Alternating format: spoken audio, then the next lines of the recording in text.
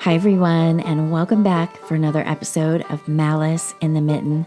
I am your host, Tracy Preston, along with my bestie, Christine Mulligan. Hey, Christine.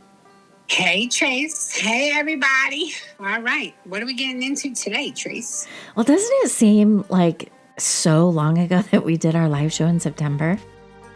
It does. It does. Are we finally going to get that up and posted soon or what? I got to talk to a man about a video. I gotta talk to somebody. Yeah. I mean, that was only a couple months ago. I don't know why it feels like it was so long ago. But it wasn't a couple of months. It was literally like a month ago. Well, it's November. It's a couple months. October? We did it September 13th. See? Oh, 2 months. Yeah, I guess so. Yeah. Well, during our show, we did all 3 shows, and the Malice show that we did was written by Angela Hafler, and it was a heartbreaking story of 3 little boys who never came home after being with their father for Thanksgiving. Now, this man was due to be released at the end of November this year. Well, there have been some new developments literally like 2 days ago, and we're going to talk about that. But before we do, I want to thank a couple of friends and listeners, Allie and Chantel, for reaching out to me about doing the story of the Skelton boys, especially with the news of this man about to walk free after 15 years. So thank you, ladies.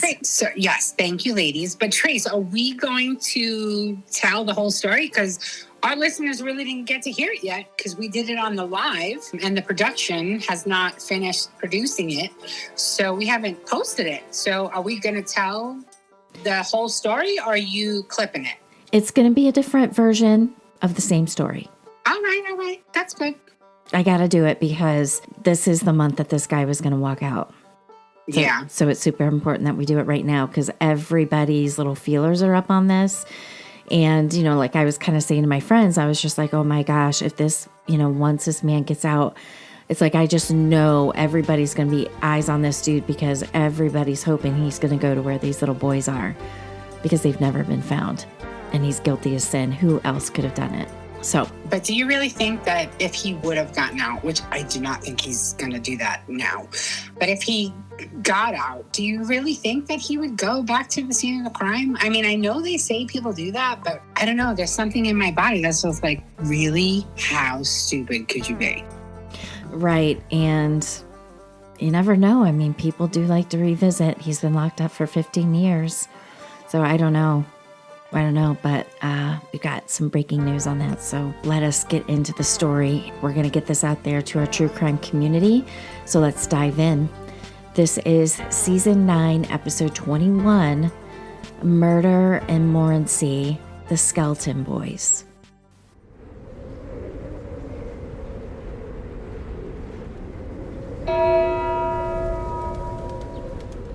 Now, before we get going, I have a content warning. This story includes descriptions of child disappearance, disturbing crime scene details, and discussion of homicide charges. Listener discretion is advised. Morenci, Michigan. Population small enough that porch lights are signals between neighbors, and the border with Ohio is less than a line than the sound of trucks downshifting on US 127. November here has a particular bite.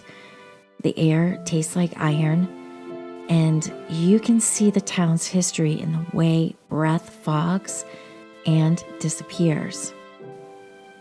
On Thanksgiving week 2010, 3 boys, Andrew, 9, Alexander, 7, and Tanner, 5, Skelton, split their time the way divorce decrees set in ink and children memorized by heart. Their father, John Skelton, would have them for the holiday. Their mother, Tanya Zuvers, would expect them back. Parents always do. The boys' names drift now like a refrain through 15 winters. But a refrain is not an ending, it's a question set to weather. The schedule was ordinary. Exchanges like this happen everywhere, in parking lots, driveways, a quick wave from the front stoop. When Sunday came and the deadline passed, ordinary became brittle. Phone calls rang into the dark. Messages stacked without answer. Tanya notified police. Patrol cars rolled to a modest home on East Congress Street in Morenci. Inside was John Skelton, injured, his ankle broken from what he would later call a suicide attempt, and a house no longer arranged for living. The boys were nowhere. What followed were explanations that changed with the temperature in the room. A family friend, a woman's name, then an organization, then the claim that the boys had been transferred to protect them. Investigators looked for evidence to match the words.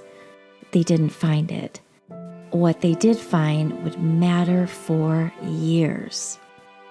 John was arrested, then charged with unlawful imprisonment, not murder. Not yet. Prosecutors filed what they could prove, that he refused to return his children and concealed their whereabouts. He later entered a no contest plea and received 10 to 15 years. The boys remained a void in the calendar. Morenci is a border town, the kind that complicates searches. The grid spreads quickly into Ohio. Fields flatten. Watercourses braid. In the first days, air searches, canine teams, culvert probes, canal banks. Tips ran everywhere and nowhere. Southeast Michigan, Northwest Ohio. Truck stops, wooded strips between farm lanes. The Tiffin River's edges were walked and re-walked. Without a starting point, a last confirmed sighting outside the father's custody. Time became the enemy and terrain the accomplice. Detectives mapped phone pings, checked tower hits, tracked vehicle movements as best as records allowed. They built a timeline that looked clean from a distance, but ragged up close. In interviews, John Skelton repeated the theme of protection, then recast the cast of characters. Investigators labeled stories mutually inconsistent. The only fixed element was the void where the 3 children should have been. You can learn something from the way a house stops being a home. On East Congress, furniture lay overturned. Cabinet doors hung askew. Appliance cords lay severed, ends melted or frayed. Broken glass twinkled under a bare bulb.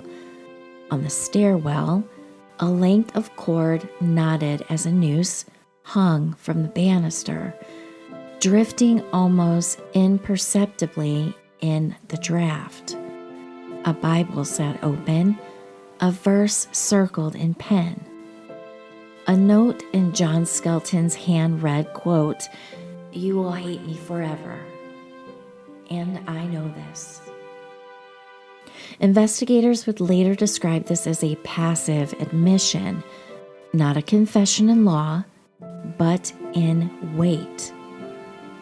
In testimonies referenced in 2025 hearings, an FBI agent spoke of internet searches that suggested lethal methods, one more thread in a fabric woven from absence and implication.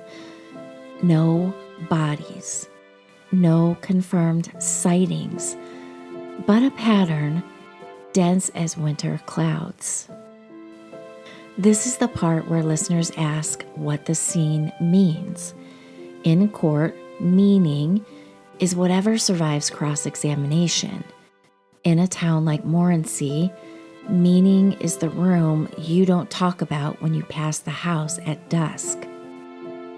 The case lived on bulletin boards, anniversary vigils, and in the quiet scripting of anxiety. Parents double-checking deadbolts, children told not to cut across the alley near the old sycamore. Each Thanksgiving, Tanya Zuvers lit candles and spoke of her sons' names into a microphone that felt heavier each year. Police re-interviewed witnesses, checked out-of-state leads, worked with NCMEC, which is the National Center for Missing and Exploited Children, compared unidentified remains. The rhythm of progress was slow, then still. In prison, John Skelton wrote letters, some to family, some to media, some to strangers. Contradictory, contorted. He told one story, then took it back. He gestured toward rescue, then toward ruin. Detectives learned to listen to the space between sentences. On paper, his sentence ticked toward its end. 10 to 15 years is arithmetic. Outside those walls, the absence in Morenci was calculus, variables you can feel but not solve. On March 5th, 2025, inside a Lenawee County courtroom, a judge ruled that Andrew, Alexander, and Tanner Skelton are legally deceased. It is the kind of order that gives a family paperwork when what they want is their children. The court did not assign legal responsibility that day. Insufficient evidence for that standard, even as investigators testified they believed the father had killed the boys. Detective Lieutenant Jeremy Brewer told the court he had no doubt whatsoever. From prison, John Skelton declined to participate in the hearing, telling the judge by video, quote, "Anything I say isn't going to make a difference." The declaration didn't close the case. It reframed it from a missing persons file with hope folded into the corner to a homicide without bodies. Names moved differently through a town after that. Candles burn lower. The wind sounds like it's carrying something you can't quite hear.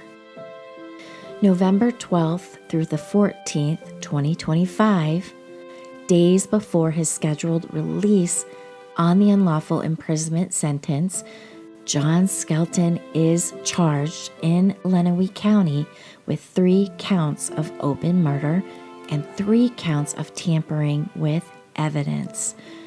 The move pauses the timeline that had him walking out before month's end. Prosecutors cite a combination of historic evidence, in-prison statements, and analytical evidence that they contend now meet the burden to file homicide charges. The bodies have not been found. The charges do not require that they are. In public remarks and reportings, officials recap what the community remembers: the wrecked interior of the house, the noose on the banister, the Bible with a circled verse, the note to the boy's mother, the changing stories, the years without a trace. The effect on Morenci is immediate.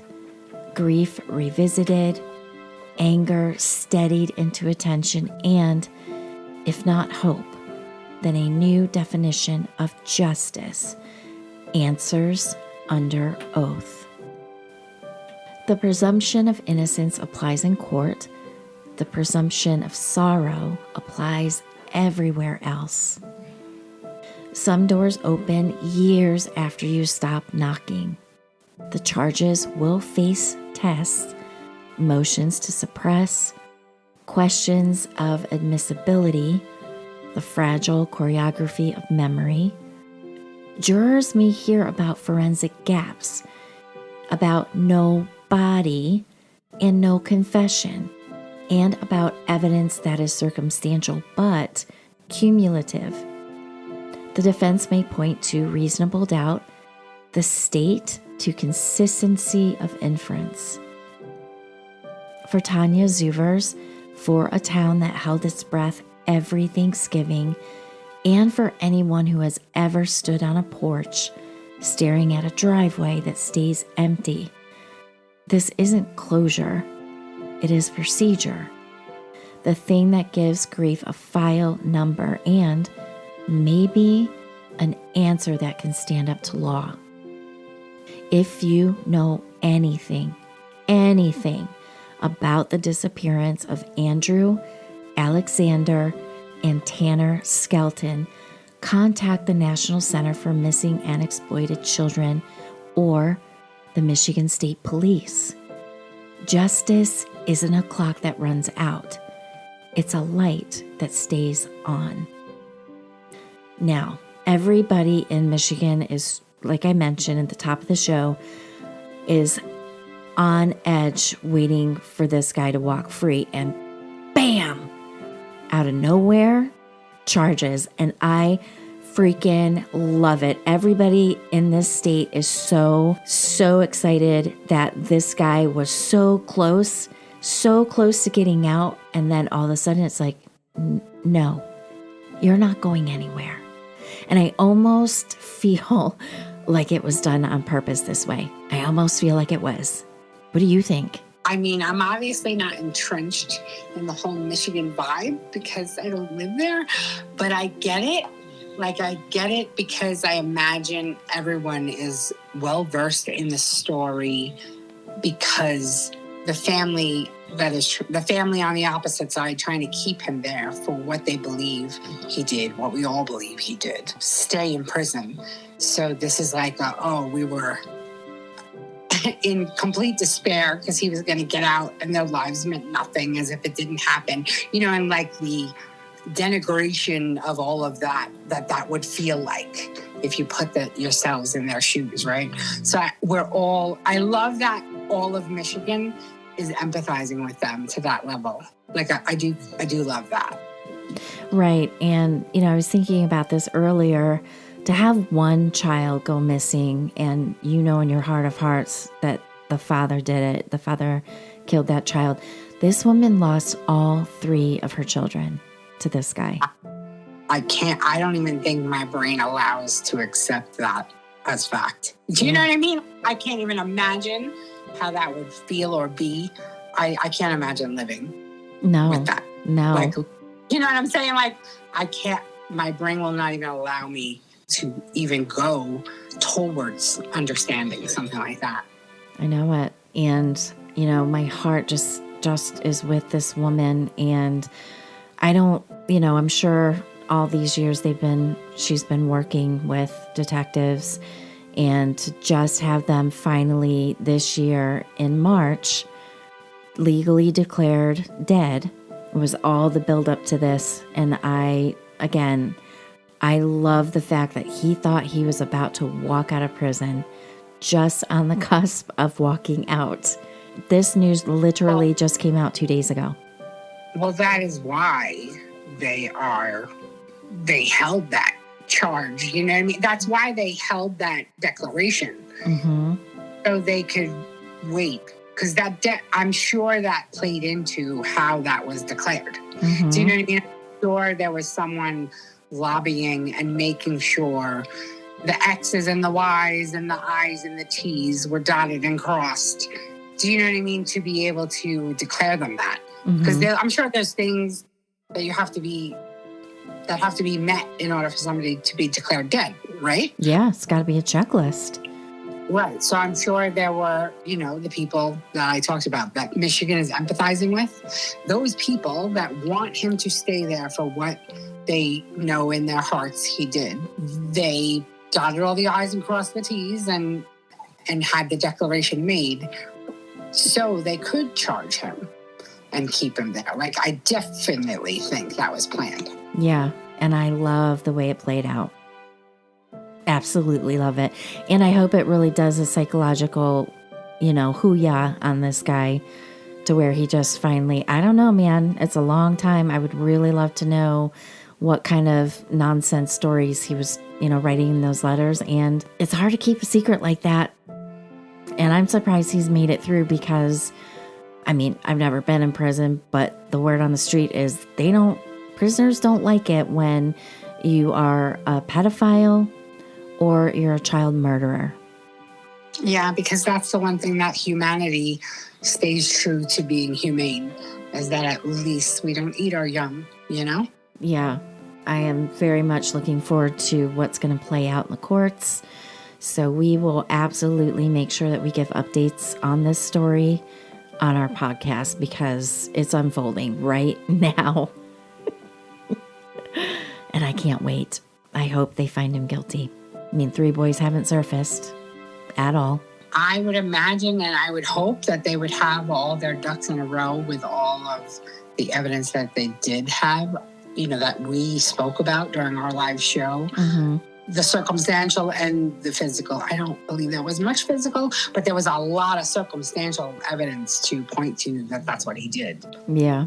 So I'm sure they have all that at the ready. For us to all believe it also, I wouldn't understand if a jury of his peers, fellow humans, cannot see it the same way, Agreed. And there have been no body circumstantial cases where there was a conviction. So I'm staying hopeful. I'm not going to put all the eggs in one basket, but I'm staying hopeful. They've got to have something. They've got to have something more. So I'm looking forward to it. I hope it works too, because that no body, no conviction statistic is really gross to me, because all that really did was all of these people out there, whether they're evil or just sick and demented, it remains to be seen. But the ones that do the things that the majority of humanity says, we shouldn't do that. The ones that do those things, murdering children, that's what makes people like that strive to find new and inventive ways to not leave bodies. And that whole premise sickens me to my deepest core. Mine too. I hate to say it, but my mind goes to very dark places. These were young children, but young enough to know what in the hell this guy was doing to their brothers and then to them. Yeah, but what I'm talking about is the fact that if he gets away with this, because there is no body, like statistically, it tells us he's going to. Like, that should not be allowed. You know what I'm saying? Agreed. Because these people, this gentleman, is the exact type of human that none of us need around. We need to abolish that whole thing. Mm-hmm. It's just gross. It really, I guess that's where my brain goes. I guess I'm being a little bit negative because I'm like, oh my God, if he gets off after all of this. Brutal. I hate how the system doesn't punish those that really need the punishing, but then it seems to get it wrong on other things. You know what I mean? Yeah, I do. I'll stop. I keep hearing, I'm nervous already, and it hasn't even really begun there yet, right? Yeah, no, the ball literally is just now getting rolling. So, and I think they have transferred him from wherever he was to another place in preparation for his release. Oh, so they really got him. At least they got him in the gut. He felt both. You know what I'm saying? Yeah. He's thinking it's going to happen. No, it's not. And I love that for him. I do like when people reap what they sowed. Mm-hmm. Yeah. I do. Every time, whether it's good or bad. I really do like when people reap what they sow. Yeah, me too. So this is going to take a while. I mean, I'm sure it'll be a couple years in the making. I don't know. It'd be nice if things moved swiftly. That would be absolutely fantastic. But I'll just keep collecting information as it happens, and we'll do a follow-up show for sure. Absolutely. So that's our show for today. Everybody, please hope and pray that this man gets what he deserves. And we thank you for listening as always. And we will see you back on Wednesday for Round Robin. Have a great week, everyone. Thank you. Bye. Bye.